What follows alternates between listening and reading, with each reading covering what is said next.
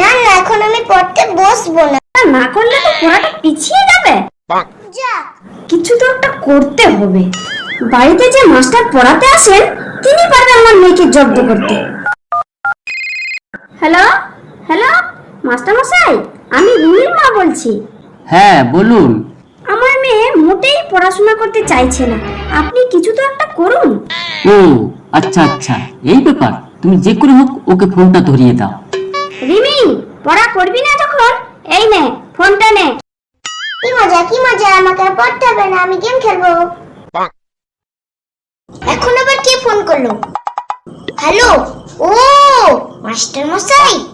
রিমি, কাল আমি পড়াতে যাচ্ছি না, আজ বিকেলে যাচ্ছি, ঠিক আছে? ওরে বাবা, এত মার আমি আর সহ্য করতে পারবো না। তার থেকে পড়া করাটাই বেটার। যেমন কুকুর তেমন তার মুকুর।